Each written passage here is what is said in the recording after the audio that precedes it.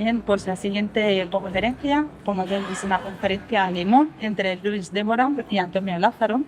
A Luis Débora se lo he presentado al inicio del congreso, él es el artífice de todo esto y además es el editor él es el director de Universo Mundo Ediciones y el presidente de la Sociedad Española para la Conservación del Patrimonio Cultural. Sobre Antonio Lázaro, él es investigador, es periodista, escritor, doctor en filología y con mucha experiencia en la docencia en diferentes países. Ha sido jefe de servicio de cine y de publicaciones en la Junta de Castilla-La Mancha y colaborador en todo tipo de medios, ya sea impresos, digitales, en radio y en televisión. Es conocido por sus novelas de misterio como el Club Lovecraft, Memorias de un hombre de pago o La Cruz de los Ángeles. También ha escrito poesía, teatro y relato corto. Ha ganado grandes premios como Don Quijote o el Fernando de Rojas. Como hombre de la cultura y de las letras, ustedes lo pueden encontrar a menudo en la prensa escrita, local y regional.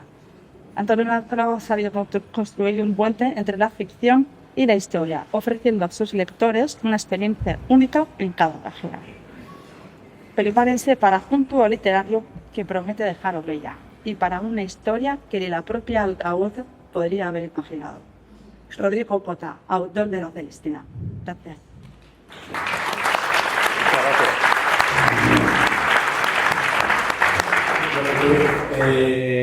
Según estaba leyendo tu currículum, he visto que tienes el premio Fernando de Rojas. Sí. Vaya. Y justamente que es el autor que hasta el siglo XX que escribimos que Cota es el autor de... Digo, que Fernando de Rojas es el autor de La Celestina. Hoy nos vamos a adentrar en un tema sobre la autoría de La Celestina y cómo ha ido evolucionando a lo largo del tiempo y cómo se ha modificado la idea que tenemos actualmente del verdadero autor inicial de la Celestina. Pero antes de iniciar la ponencia, estamos aquí Antonio y yo por un motivo. Antonio, nos conocimos en el 2019, ¿no? Sí, efectivamente. Y el 2019, cuando yo estaba por Toledo, a Rodrigo Cota no le conocía a nadie. Fue la primera persona que pude entablar una conversación seria con de literatura y hablando de La Celestina y de Rodrigo Cota. Y la primera persona que conocí aquí en Toledo, que luego a partir de ahí se unió, fue el personaje que nos unió a nosotros. Efectivamente. Así que, así es. Así que bueno, vamos a iniciar con Rodrigo Cota. Rodrigo Cota, no sé si lo conocéis alguno, o muy poca gente le conoce. Pues es un hombre que vivió en el siglo... nació en 1430, 1440, todavía no se sabe todavía exactamente cuándo nació. Es un judío converso, en verdad era judío, estaba obligado a convertirse por las circunstancias que vivió en la época. Y es un personaje que ha venido de una familia de judíos conocidos. Alonso Cota, su padre, fue el tesorero de la Casa de la Moneda.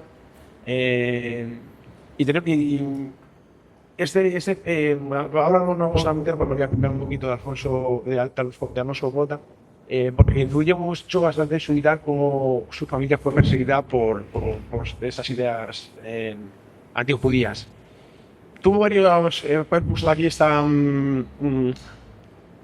su familia, puesto aquí este árbol genealógico, porque tuvo varios hijos y uno es muy desconocido, que he descubierto a través de unos manuscritos que se llama Nicolás Fajardo. Nicolás Fajardo fue también un hijo de Rodrigo Cota, que curiosamente en una región de Puerto Rico, no sé si conocéis Puerto Rico, pues hay una región y un río que se llama Fajardo, debido justamente a uno de los hijos de Rodrigo Cota. Nicolás Fajardo tuvo un conquistador que al final terminó en las Américas y fue asesinado allí y vino aquí en su testamento. Y en el testamento cita quién era su padre. Sí, porque su padre era Rodrigo Cota, el poeta. Bueno, pues vamos a dos periodos para mí que son muy importantes un poquito para adentrarnos en este personaje. Nace, como hemos dicho, en el 30, en el 40 y con solo 9, 15 añitos sufre la revuelta contra los judíos de la llamada de Pedro Sarmiento. Todo surge porque su padre era el tesorero y le encargó a Álvaro de Luna, por las guerras que tenía Juan II con Aragón, pues para intentar recuperar tener dinero para gastos militares, encargó a Toledo que tenía que pagar 1.000.000 de maravedís. ¿Quién fue el encargado al que encargaron en recaudar todo ese dinero? Alonso Gota. Alonso Gota, que ya sabían que era un judío.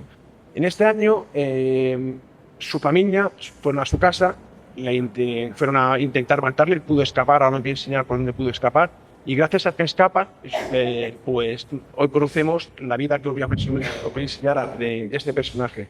En 1449, estos acontecimientos fueron muy importantes porque posteriormente lo que ocurriría unos años después ya también fue determinante para que la idea de Gotha con sus ideas cristianas, por decirlo así, sus ideas de judío converso, fueron luego nos hablará Antonio Lázaro, tenía una crítica era una persona más crítica con el movimiento de la sociedad y lo tenemos tanto en Mingo de Ribuco, por ejemplo, lo tenemos en varias de sus obras, y la Celestina también, esa idea que tenía de la sociedad, debido a estos sufrimientos que había sufrido de las primeras épocas de su vida, fueron determinantes. Esta era la casa donde vivía Alonso Gota y donde fue la casa de Rodrigo Gota. Actualmente es el Consejo Consultivo de Castilla-La Mancha, que antes hemos hablado de él.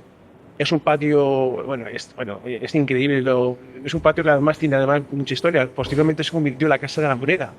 Si algún día podéis estar en Toledo de lunes a viernes, que es cuando lo tienen abierto, en las columnas todavía hay marcas alquímicas, marcas mágicas, porque en 1770 incluso tuvieron que mandar al platero real de la catedral para vigilar el lugar, porque estaban allí haciendo actos mágicos. Es un lugar, la verdad, que muy especial, ubicado curiosamente en esa calle mística, en esa calle donde nace tanto las obras más simples. Es una anomalía, yo siempre digo, es una anomalía estadística lo que ocurre en esa calle, porque allí nace las obras más importantes del misticismo. Nace el poema La noche oscura del alma, que aquí es donde se refugia San Juan de la Cruz, gracias a que hay unos manuscritos que pone que un caballero con la espada desenvainada le dejó pasar la noche su razagón, y al subir por las escaleras había una puerta que se cerraba con combatientes, y allí se refugió San Juan de la Cruz, que pudo realizar el poema La noche oscura. Esta puerta por donde posiblemente pasó. Esta es la casa de Colta, lo que te he señalado en rojo es lo que es el palacio que se acaba de enseñar, y las casas por donde vino escapar su familia, tanto Rodrigo Gota como Alonso Gota, este día de 1449, es justamente la zona que vemos ahora mismo en amarillo, que se llamaba, los manuscritos lo llaman las casas de Cifuentes. El manuscrito dice que gracias a que pudo escapar por una puerta trasera de las casas de Cifuentes, Rodrigo Gota pudo salir con vida, y Alonso Gota y su familia. Y luego tenemos otro evento importante para entender a esta persona, a este personaje. Tenemos que tener en cuenta que a partir de 1449 empieza a recibir, era una persona bastante importante ya en Toledo, fue jurado hasta el 71, y era una de las personas pues, muy reconocidas y además dentro del vínculo y metida dentro del círculo del arzobispo Carrillo, que también luego nos meteremos donde estaban metidos alquimistas, eruditos, gente también mucho de la cultura, también Jorge Manrique. Si me permite, lo digo ya y así Perfecto. lo contextualizamos bien. El arzobispo Alonso Carrillo es poco recordado porque de algún modo fue tachado por la historiografía isabelina y más que la isabelina, la cisleriana. Fue arzobispo de Toledo casi 40 años y era un hombre estadista, guerrero, pero al final de su vida escribió el guión de los Reyes Católicos y la Unión de Coronas. Ya en los años 30 era un joven teólogo en un concilio que hubo en Suiza y tal. Un hombre importante, decisivo en su siglo, pero tuvo celos de un Mendoza que pasó a ser favorito de Isabel la Católica. Isabel la Católica le permitió seguir siendo arzobispo de Toledo, pero lo relegó, no le nombró cardenal, entonces pasó al bando de la Beltraneja y de hecho combatió, porque era un guerrero, un general, combatió en la batalla de Toro donde perdió.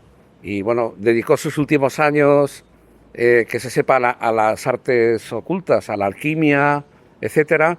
Y la reina lo único que hizo en una ejecución ejemplarizante en Toledo es cortar la cabeza de su hombre de confianza, Alarcón y tal, el alquimista.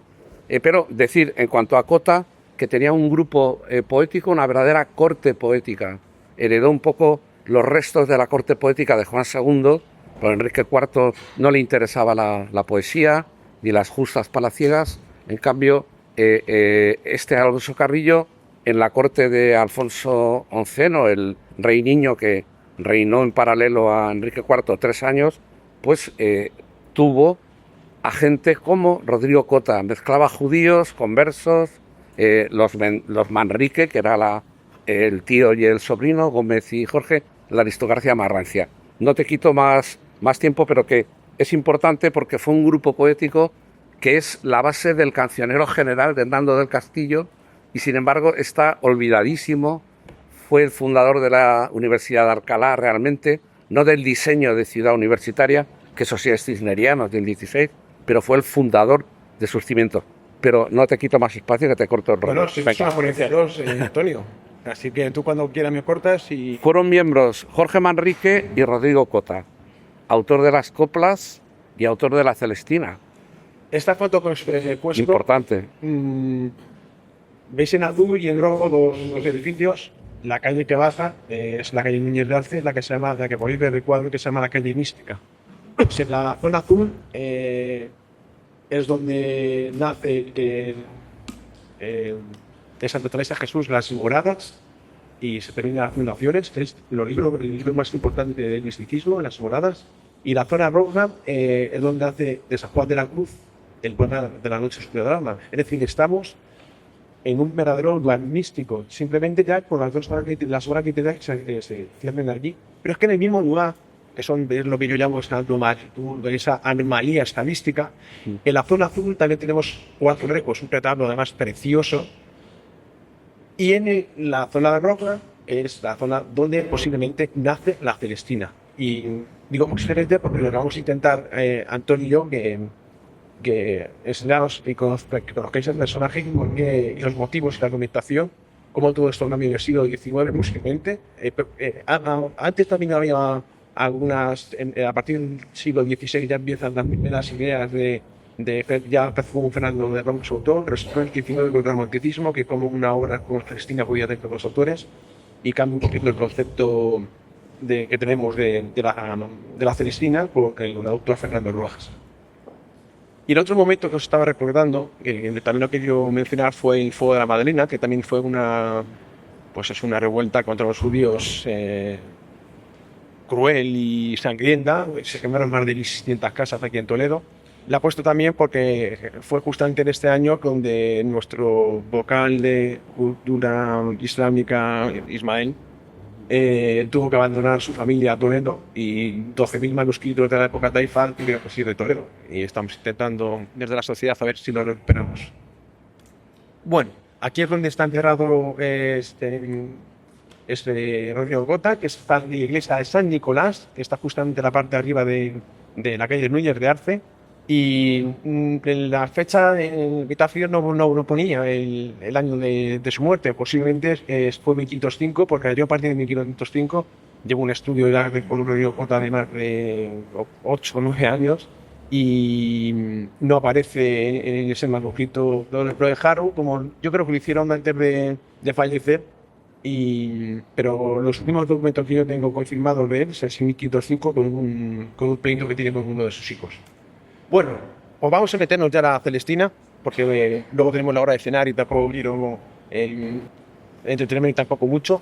Esta es la última edición que yo he encontrado, que posible haya más, exclusivamente se dedica la obra de la Celestina a Rodrigo Cota.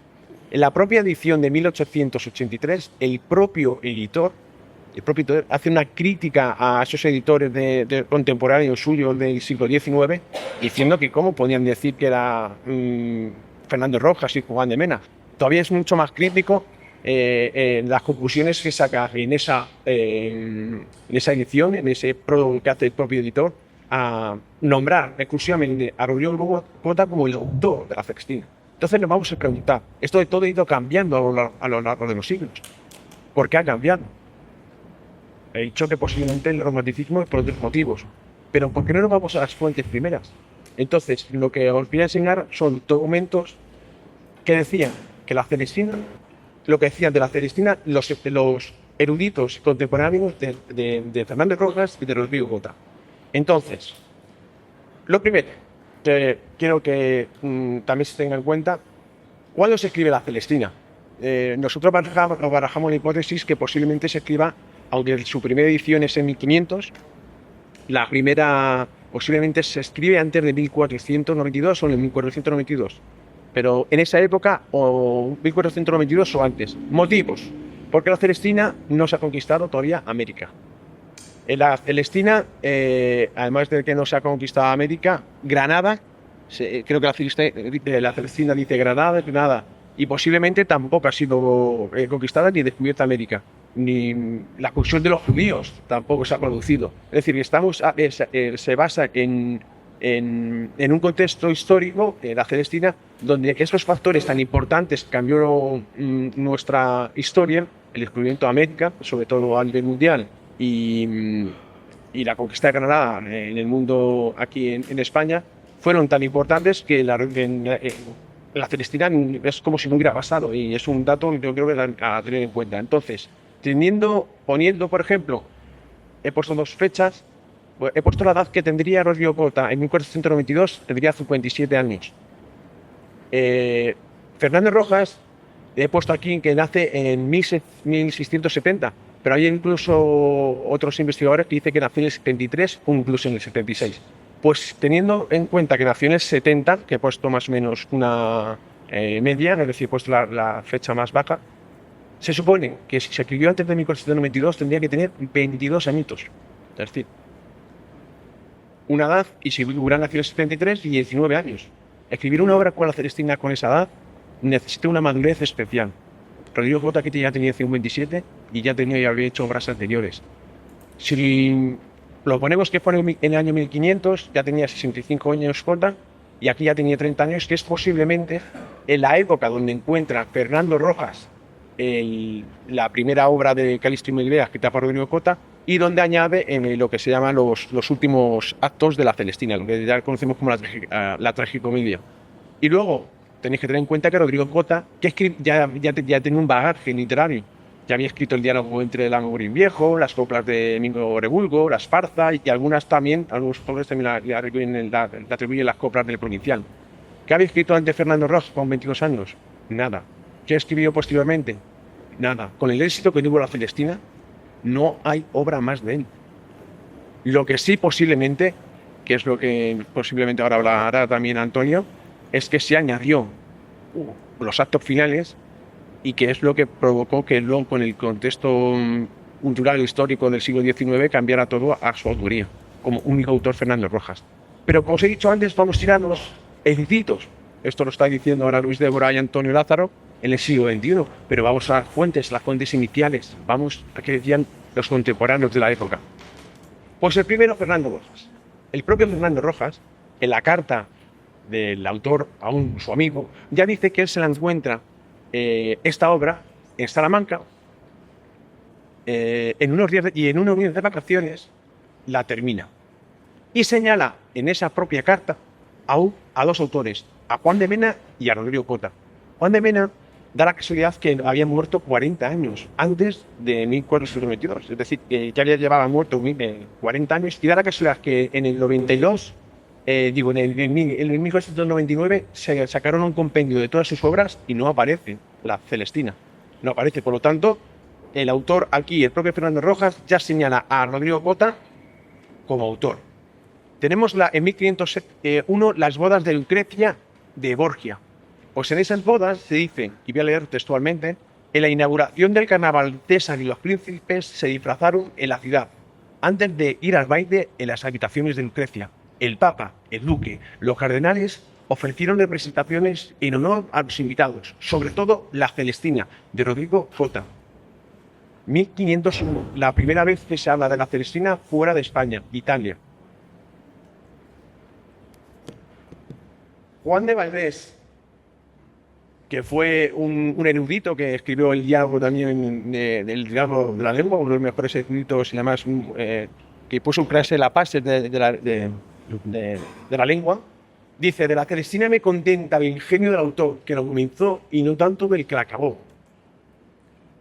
En la edición del diálogo entre un viejo y Etienne de Rodrigo Cota, el propio editor ya pone en la portada: hecho por el famoso autor Rodrigo Cota, el tío natural de Toledo, el cual compuso la éploga que dicen de Bimbo y el primer autor de la Celestina, que algunos fallamente atribuyen a Juan de Mena.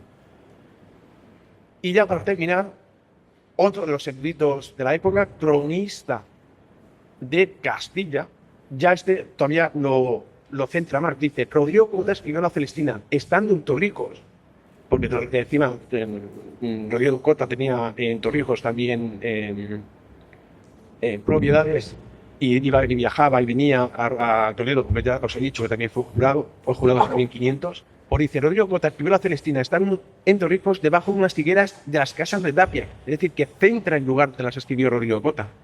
Estas cosas de los eruditos, estos comentarios, estos textos han quedado marcados en el primer siglo después de nacer la Celestina, yo creo que son cruciales para entender cómo se ha ido distorsionando la autoría de la Celestina, pasando a Fernando Rojas ya en el siglo XXI, cuando inicialmente los contemporáneos suyos ya decían que el autor era Rodrigo Cota. Muy bien. Bueno, gracias, Luis. Bueno, iba a hacer una especie de pequeño preámbulo sobre el tiempo que llevo dedicado a trabajar sobre el tema de Toledo como epicentro de la gran literatura clásica española. Pero vamos a pasar directamente en materia a demostrar un poco con argumentos filológicos la autoría básica en cuanto a diseño de personajes, plan de la obra, argumento, etcétera, atribuible a Rodrigo de Cota. Como ha dicho Luis, nos unió en una conocida cervecería de la calle de Santo Tomé en el 19 este mutuo interés por Cota, ¿no? Olvidadísimo. Así como Jorge Manrique es un toledano consorte, porque se casó con la hija del conde de Fuensalida, pero en Toledo no está muy reconocido, porque en Toledo hay tal saturación de grandes escritores que de repente la toledanidad de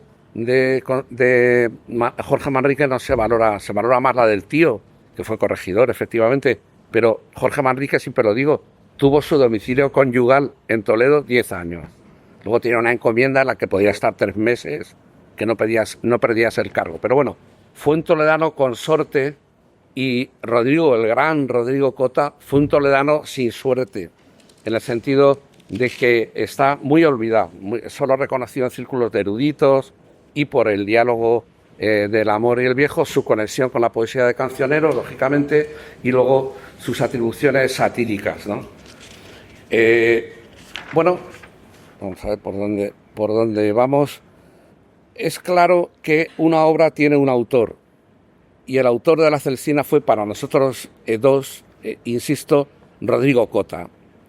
Este es el eje de la ponencia a cuatro manos. Si el propio Rojas no se cansa de explicar que él encontró una obra y la terminó, compuso, arregló, amplió, mas no creó, él insiste mucho en que no es el autor, es un autor antiguo. Si el propio Rojas desaprueba la división en actos, que atribuye a impresores y correctores, digamos, sin escrúpulos, ¿cómo es posible que se diga que Rojas compuso o amplió toda la Celestina a partir de un primer acto, cuando él condena la división en actos? Conviene precisar algunos conceptos que han contribuido al embrollo por su mala comprensión, por el cambio de significado diacrónico, además de algunas palabras. Por ejemplo, comedia, tragedia o tragicomedia. No toda comedia tenía un final feliz, no todas las tragedias griegas acaban en muertes y desastres. De hecho, Felipe II, el rey, le reprochaba a Lope de Vega, lo escribe Lope de Vega, que sacara reyes al final de sus comedias porque entendía que los reyes debían salir. Era una cosa de estratificación social, ¿no? Debían salir en comedias, más no en tragedias. Aunque fuesen reyes, los reyes buenos de Lope, que siempre arreglaban el desaguisado, casaban a a la heroína y al héroe, etc. Luego, el concepto de auto o acto. Encontré un auto antiguo, el concepto de auto no es el de acto. El concepto de auto, como en el auto sacramental, es una obra completa, una comedia con planteamiento, nudo y desenlace. Bueno, todo eso ha generado una confusión total y enorme, y luego está la alusión del propio Rojas en los acrósticos, que tiene una edición primera, en las dos ediciones más fiables, que son Salamanca y Toledo, de hacia 1500, lo escribe del siguiente modo: si fin diere en esta su propia escritura, corta, un gran hombre y de mucho valer. Son acrósticos, con lo cual piensen ustedes que la inicial de la primera palabra del verso es en mayúscula. Aquí sería, hay un encabalgamiento corta, escritura corta. El acto primero, que era más breve, es la escritura corta. Es una manera, mi percepción judaica, que conecta con un marco de acrósticos, de cifrar el nombre de Cota sin decirlo. Cota su familia pasó por problemas terribles que nos ha enumerado Luis. Además, fue una persona que siempre escribía en Anonymous. Claro. Tenéis que tener en cuenta que toda su familia, prácticamente, menos él, que estuvo protegido por el arzobispo Carrillo, fue quemada en Toledo. Claro. Él tenía ese miedo a ser tildado de judío. De hecho, se casa con una cristiana vieja, una Sandoval. Como hemos visto, tiene capilla propia en San Nicolás. Y luego también es una época de transición prerrenacentista, que la noción de autoría ya existe, pero más rebajada que ahora, ¿no? Entonces, bueno, todo esto da lugar, porque luego esta frase que he dicho se encubre aquí a la manera judaica, como los propios acrósticos, el nombre verdadero del autor, y a la vez se revela. Aquí nadie habla de Mena, que tiene una influencia en la Celestina, ¿eh? Mena fue un poeta excelso y muy influyente en todo el siglo XV, y probablemente también de ascendencia judía, ¿no? Sin embargo, son acrósticos y la inicial de cada vez se ha de ir en mayúscula. Queda después, digamos, si fin diere a su propia escritura, Cota, coma, un gran hombre y de mucho valer. Desvelado el nombre de Cota, los autores de la gran adición que dice Marciales, que fundamentalmente es Rojas, el impulsor de esta ampliación de la Celestina, quieren disimular, porque Cota es evidente que no quería figurar como autor, no se la quería jugar, por así decir. Entonces hacen, como maniobra de distracción, lo que sale en otras ediciones. La escritura la firmaría Cota o Mena con su gran saber, que es una cosa como ponga patata, vamos, o sea, es no decir nada. He releído por 2 veces, con motivo de este trabajo, el admirable diálogo entre el amor y un viejo, que no lo había leído desde la época universitaria y tal, y solo por un poema largo y dialogado de más de medio millar de versos, ya merecería lugar de honor entre nuestros clásicos El judío de la calle de Núñez de Arce. La primera impresión, desde un marco alegórico pero con un protagonismo físico palpable de personajes y parlamentos, apunta a un esbozo metafísico, programático de la Celestina, no solo en infinidad de detalles, sino en lo sustantivo, en el meollo ideológico de la denostación del amor, paladeando también sus delicias, sus dulces excesos. Se tiene la sensación de que cuando el amor y el viejo, lo que refieren y argumentan en su implacable debate, se encarnen en personajes de carne y hueso, surgirá la Celestina con su mundo y con sus submundos. El argumento se resume, son figuras alegóricas. El viejo vive en un huerto desolado, comido es una cabaña, la antigua casa, desastrado, herido por el amor, y aparece el amor y le ofrece la eterna juventud. Es un tema fáustico también. Al principio reacciona violentamente, herido, antiguo, como digo, por el amor, le niega el acceso, pero acaba convenciéndolo el amor, que tiene con sus ministros, que tiene tintes diabólicos también, y le promete la eterna juventud, se abrazan y entonces le dice que le condena a enamorarse de una linda joven con corazón de pedernal. ¿Qué nos recuerda lo de linda joven con corazón de pedernal? A Melibea, ¿no? Y los rechazos iniciales que hacen que tenga que ir a recurrir a la vieja hechicera, ¿no? A Celestina. Pero señalemos detalles, concomitancias, coincidencias del mayor interés y empaque entre el diálogo y la Celestina. ¿Quieres que te encendamos la luz? A lo mejor no ves. No, veo perfectamente. Lo que pasa es que se me ha pegado. Gracias, Luis. El amor pretende saltar las paredes de las huertas del viejo.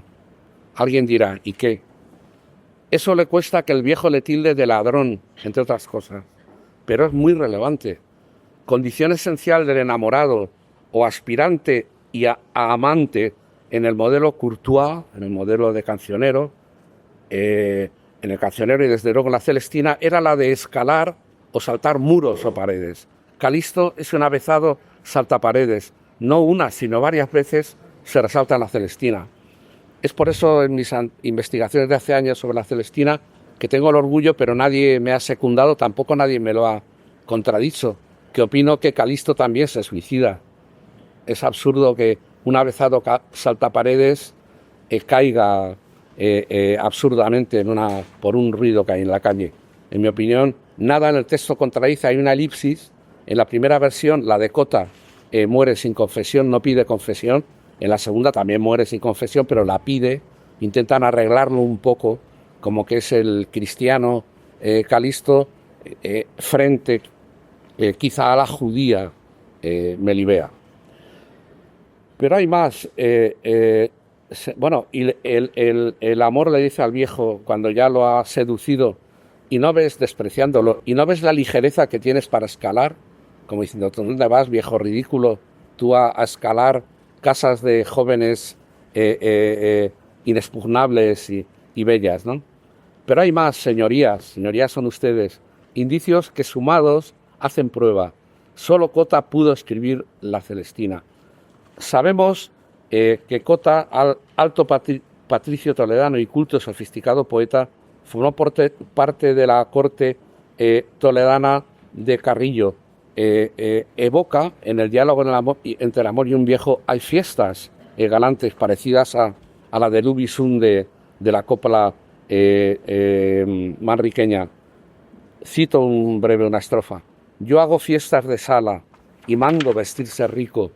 Yo las coplas y canciones, yo la música suave. Yo demuestro a aquel que sabe las sutiles invenciones. Yo bailar en dulce son. Ya más damas, perfumadas camas. Hay una correspondencia casi especular. Recordemos, para mí ya el argumento escenográfico casi que demuestra una identidad autoral es el tema del laboratorio de Celestina, que como sabéis todos, era en principio vendía hilados, hacía diversas faenas encubridoras, pero luego remendaba virgos, curaba la impotencia, también era una especie de asesora de esteticien, etcétera. Y veamos lo que ofrece el amor al viejo. Le dice, le reprocha también el tema de los adivinos, el viejo al amor. Tú vas a los adivinos, tú buscas los hechiceros, tú consientes los agüeros y pronósticos mezquinos.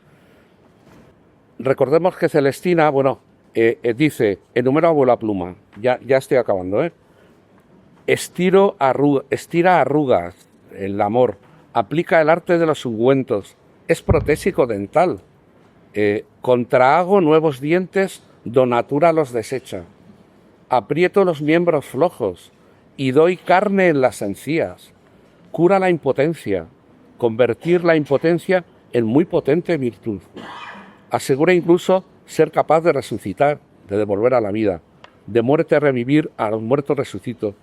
Pero el viejo, en realidad, le dice, le reprocha, aunque pintes tu deleite, encubres disformes caras feas, encubiertas del afeite, ensucias camas, mancillas famas. Pero ya llega la condena del amor al viejo seguirás estrecha línea en Amores de una niña de muy duro corazón. Para mí está clara esa concomitancia, ese fermento cultural toledano, pero quiero hacer justicia también a Fernando de Rojas.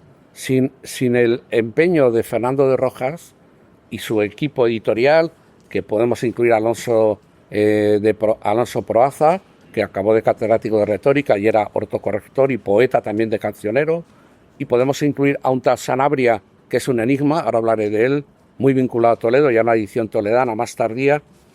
Está claro que sin estos grandes adicionadores no se hubiera producido la transmisión de la Celestina y el gran bestseller que fue. Casi 100 ediciones a lo largo del 16. Comparen con el Quijote, otro bestseller del 17 que solo tuvo 20. Fue un auténtico bestseller. Y más que todo ello, introducen estos autores personajes derivados, calcaos de Plauto y Terencio, de la comedia romana y también de la comedia humanística, que era un ejercicio universitario más que teatro en sentido estricto, probablemente declamación, una cosa entre recitado y retórica. Crean la figura del fanfarrón, del Miles Gloriosus, que viene de Italia, pero como bien nos ha dicho Luis, en Italia de repente desde el Renacimiento se hereda como cosa española. Además tiene que ver con la ocupación militar de Italia. Pues bien, ya para acabar, la gran importancia de Fernando de Rojas y de sus socios, que hay gente que llega a decir que fue un grupo colegial en Salamanca o una especie de criptosinagoga, porque tiene mensajes judíos tremendos constantemente, tiene un subtexto judaico. Bueno, pues incluyen estos personajes, Rojas y sus amigos, incluyen estos personajes que amplían. Por un lado nos dan lo que era una noche de placer de Cota, era mucho más austero, lo prolongan a un mes de encuentros en el huerto erótico. Es decir, nos dan más fiesta, más alegría, aunque el final sea trágico. Y luego no desencadena la tragedia, el fatum, los dioses, Dios, como en el texto original, en la comedia original, sino que es la acción vengativa de dos mujeres, Alicia y Areusa, que hablan con Centurio, que es un Miles Gloriosus, un fanfarrón, va de jaque, o sea, de sicario, pero en realidad solo es un Rufo. Rufo era, perdonar la expresión, un chulo de putas en la época, ¿no? Y siguió siendo durante todo el barroco. Pero el Rufo no quería perder su prestigio ante sus damas y orquesta, él no va porque él no quiere matar, pero mata sin querer matar. Manda Traso al cojo, un manco que es Centurio, manda un cojo que es Traso, hacen el ruido con sables y Calisto se inmola y luego sobre los sesos de Calisto ya hay que ir cortando, pero por hacer el cierre, porque quiero hacer justicia a Fernando de Rojas, al que yo también admiro y al que también otorgo estatus autoral. Entonces, como veis, el éxito popular no viene de los que convierten en un boom absoluto y conectan con el público popular, son estas adiciones populares rufianescas, Alicia y Areusa, que luego aparecen Tiburcia y Lucrecia. No, Lucrecia es la madre. Bueno, una serie de personajes provocan la aventura. Esta es la edición de 1526 toledana, donde se incluye el auto que yo voy a dedicarme a investigar porque es maravilloso, el auto de Traso, que es otra ampliación de la ampliación. En definitiva, si yo fuera bibliotecario en sentido estricto y tuviera que catalogar la Celestina hoy, el autor de la edición canónica de finales del centenario, Francisco Rico, instituyó lo de Fernando de Rojas y primer autor o autor antiguo, no recuerdo bien.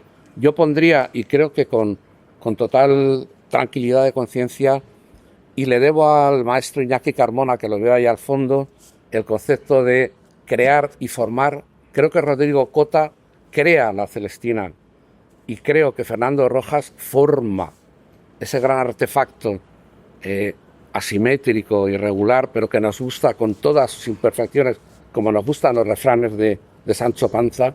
No sobra nada en contra de lo que decía mi paisano Juan de Valdés, que hace el primer canon, como tú has recordado, de la literatura española en su Diálogo de la Lengua, y pone en el top las coplas y la Celestina. Yo pondría, insisto, la Celestina, autores Rodrigo Cota y Fernando Rojas, por este orden. Muchísimas gracias.